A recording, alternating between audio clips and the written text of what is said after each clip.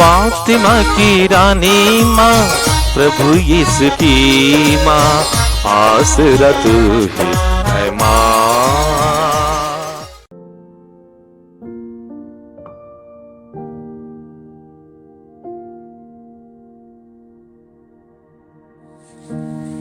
पहला पाठ प्रज्ञा ग्रंथ अध्याय 18 पद संख्याएं 14 से 16, अध्याय 19 पद संख्याएं 6 से 9 तक। जब सारी पृथ्वी पर गहरा सन्नाटा छाया हुआ था और रात्रि तीव्र गति से आधी बीत चुकी थी, तब तेरा सर्वशक्तिमान वचन तेरे अपरिवर्तनीय निर्णय की तलवार लेकर स्वर्ग में तेरे राजकीय सिंहासन पर से एक दुर्दम्य योद्धा की तरह उस अभिशप्त देश में कूद पड़ा।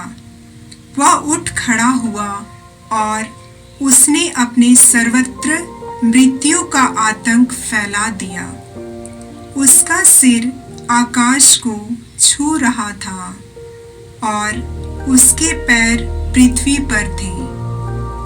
समस्त सृष्टि का सभी तत्वों के साथ नवीकरण किया गया और वह तेरे आदेशों का पालन करती थी, जिससे तेरे पुत्र सुरक्षित रह सके।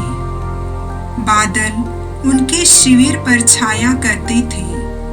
जहाँ पहले जलाशय था, वहाँ सूखी भूमि, लाल समुद्र के पार जाने वाला आबाद मार्ग और तूफानी लहरों में एक हरा मैदान दिखाई पड़ा। इस प्रकार सारी प्रजा ने तेरे अपूर्व कार्य देखने के बाद तेरे हाथ का संरक्षण पाकर लाल समुद्र पार किया। हे प्रभु, वे तेरी अपने मुक्तिदाता की स्तुति करते हुए घोड़ों की तरह विचरते और मेमनों की तरह उछलते कूदते थे। यह प्रभु की वाणी है। ईश्वर को धन्यवाद। भजन अनुवाक्य। प्रभु के पूर्व कार्य याद रखो। प्रभु के पूर्व कार्य याद रखो। प्रभु को धन्यवाद दो, उसका नाम धन्य कहो। राष्ट्रों में उसके महान कार्यों का बखान करो, उसके पवित्र नाम पर गौरव करो। प्रभु को खोजने वालों का हृदय आनंदित हो। अनुवाक्य। प्रभु के पूर्व कार्य याद रखो।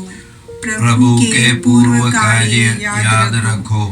उसने मिस्रियों के हर एक पहलौठे को उनकी जवानी की सभी पहली संतानों को मार दिया। तब वह इस्राएल को सोना चांदी के साथ निकाल दिया। उनके वंशों में से एक भी वहां नहीं छोड़ा गया। अनुवाक्य। प्रभु के पूर्व कार्य याद रखो। प्रभु के पूर्व कार्य याद रखो। उसने अपने सेवक इब्राहिम को दी गई अपनी पवित्र प्रतिज्ञा का स्मरण रखा। इसलिए वह अपनी प्रफुल्लित प्रजा को आनंद के गीत गाते अपने कृपा पात्रों को निकाल लाया। अनुवाक्य। प्रभु के पूर्व कार्य याद रखो। प्रभु के पूर्व कार्य याद रखो। जय घोष। हालेलुया। ईश्वर ने सुसमाचार द्वारा हमें प्रभु यीशु मसीह की महिमा का भागी बना दिया है। हालेलुया। प्रभु आप लोगों के साथ हो और आपकी आत्मा के साथ। संत लूकस के अनुसार प्रभु यीशु ख्रिस्त का पवित्र सुसमाचार। हे प्रभु तेरी महिमा हो। अध्याय 18 पद संख्याएं 1 से 8। नित्य प्रार्थना करनी चाहिए और कभी हिम्मत नहीं हारनी चाहिए। यीशु ने यह समझाने के लिए उन्हें एक दृष्टांत सुनाया। किसी नगर में एक न्यायकर्ता था जो न तो ईश्वर से डरता और न किसी की परवाह करता था। उसी नगर में एक विधवा थी। वह उसके पास आकर कहा करती थी, मेरे मुद्दई के विरुद्ध मुझे न्याय दिलाइए। बहुत समय तक वह अस्वीकार करता रहा। बाद में उसने मन ही मन यह कहा, मैं न तो ईश्वर से डरता और न किसी की परवाह करता हूं, किंतु वह विधवा मुझे तंग करती है, इसलिए मैं उसके लिए न्याय की व्यवस्था करूंगा, जिससे वह बार बार आकर मेरी नाक में दम न करती रहे। प्रभु ने कहा, सुनते हो कि वह अधर्मी न्यायकर्ता क्या कहता है? क्या ईश्वर अपने चुने हुए लोगों के लिए जो रात दिन उसकी दुहाई देते रहते हैं, न्याय की व्यवस्था नहीं करेगा? क्या वह उसके विषय में देर करेगा?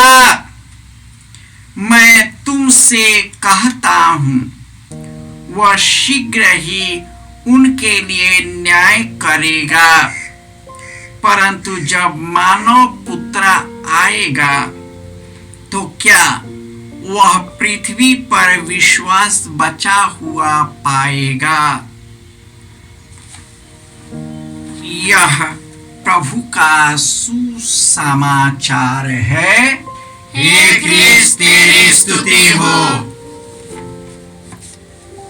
ख्रिस्त में प्यारे भाइयों और बहनों, ईश्वर का वचन कहता है, धन्य है वे जो प्रभु पर श्रद्धा रखते हैं, उनकी आज्ञाओं को हृदय से चाहते हैं। उसका वंश पृथ्वी पर फलेगा फूलेगा। प्रभु की आशीष धर्मियों की संतति पर बनी रहेगी। उसका घर भरा पूरा होगा। उसकी धार्मिकता कभी विचलित नहीं होगी। वह धर्मियों के लिए अंधकार का प्रकाश है। वह दयालु, कोमल हृदय और न्यायप्रिय है। वह तरस खाकर उधार देता, ईमानदारी से अपना कारोबार करता है। वह सन्मार्ग से नहीं भटकेगा। उसकी स्मृति सदा बनी रहेगी। ईश्वर की श्रद्धा का मतलब है उनकी भक्ति भावना, उनमें भक्ति भावना, उनकी आराधना और स्तुति जो हमारे जीवन में और इस दुनिया में करते हैं, वह अनमोल है। ईश्वर किसी को नहीं त्यागता है। जो उनकी खोज में लगा रहता है, जो उनको ढूंढता है, वही पाता है। जो खटखटाता है उसके लिए द्वार खोला जाता है।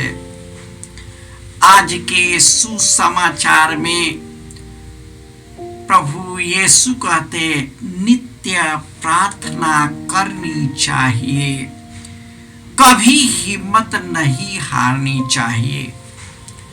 हम इंसान बारंबार दुखी हो जाते हैं। मैं इतने दिनों से प्रार्थना कर रहा हूं, लेकिन मुझे सुन नहीं रहा है। ईश्वर हमें विश्वास का परीक्षण करता है, विशेषकर हमारे दुख के समय में, विपत्ति के समय में हम अपने आप में इतना रम जाते हैं, अपने दुखों में इतना फंस जाते हैं कि ईश्वर की याद ही नहीं रहता, और याद करते भी हैं तो तुरंत ही पाना चाहते हैं। आज के सुसमाचार में एक विधवा है जो एक न्यायकर्ता के पास जाता है, जो न ईश्वर से डरता था, न किसी की परवाह करता था, और उसने बार बार जाकर के अनुरोध किया कि मुझे न्याय दिलाइए, मेरे मुद्दई के विरुद्ध मुझे न्याय दीजिए।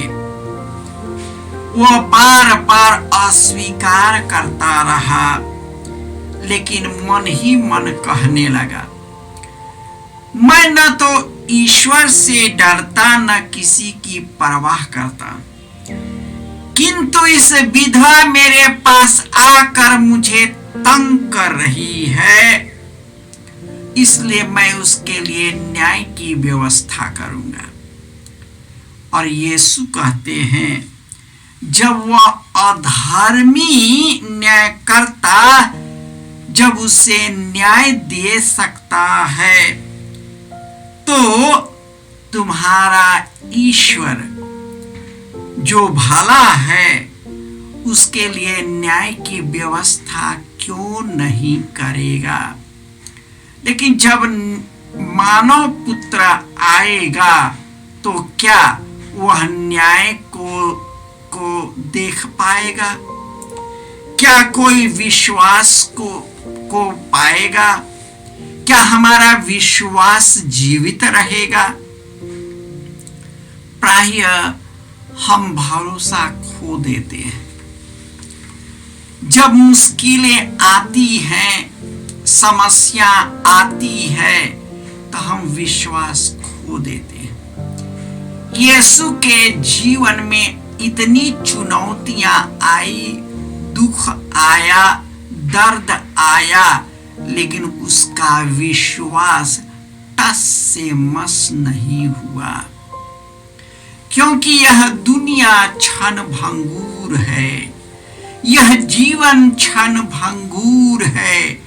जितना तक जीवन है तभी तक, लेकिन जब जीवन ईश्वर ने हमको दिया है तो हमें ईश्वर में ही जुड़कर रहना है। और जो ईश्वर पर भरोसा करते हैं, उससे प्यार करते हैं, उनकी आज्ञाओं का पालन करते हैं, वे सदा फलते फूलते रहेंगे।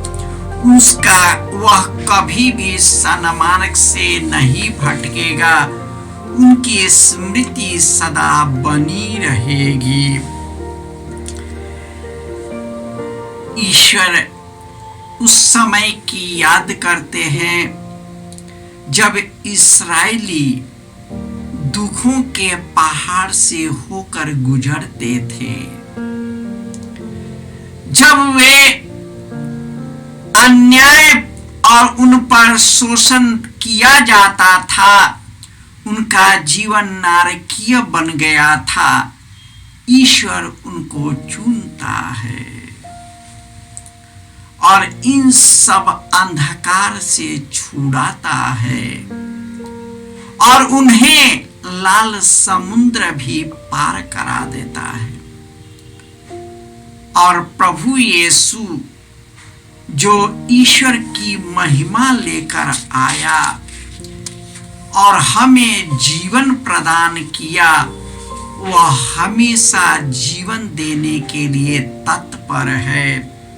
यीशु ने आश्वासन दिया है, डरो मत, दुनिया के अंत तक मैं सदा तेरे साथ रहूंगा। ईश्वर ने सुसमाचार द्वारा हमें प्रभु यीशु की महिमा के सहभागी बनाया है। उन्होंने अपने पुत्र को अर्पित कर दिया है क्योंकि वह हमें प्यार करता है। यदि हम यीशु के मार्ग पर चलने लगते हैं, हमारे जीवन में कई कृपाएं आने लगती हैं। दुख विपत्ति के समय में हम धैर्य बन जाते हैं क्योंकि हमें पता है कि जीवन देने वाला ईश्वर हमें अनंत जीवन से भर देगा और वह जीवन का कभी अंत नहीं होगा। हे प्रभु यीशु, तू मनुष्य को न्याय दिलाता है। तू ही यीशु के द्वारा हमें जीवन प्रदान किया है। प्रभु, इस दुनिया में जब जीते हैं, जब दुखों का पहाड़ आ जाता है, हम टूट जाते हैं, हताश हो जाते हैं, निराश हो जाते हैं, दुखी हो जाते हैं, बेचैन हो जाते हैं।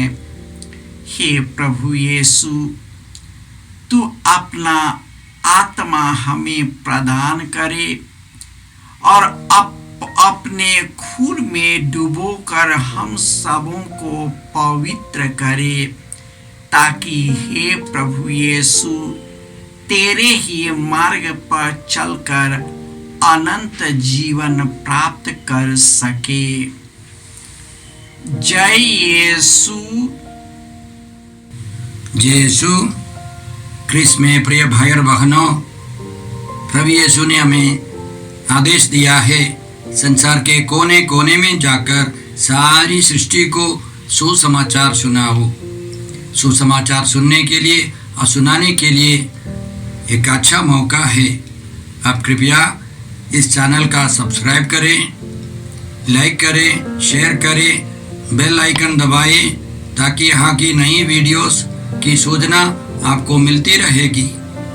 साथ साथ आप दूसरों को भी प्रेरणा दें इसका सब्सक्राइब करने के लिए। याद रखें, कल के मिसा के दैनिक पाठ और उस पर टिप्पणियाँ आज ही दोपहर के बाद हम लोग अपलोड करते हैं। कृपया आज ही उसको सुनकर कल की तैयारी करें। प्रभु यीशु आपको और आपके परिवार को 100 गुनी आशीष देंगे। जय यीशु।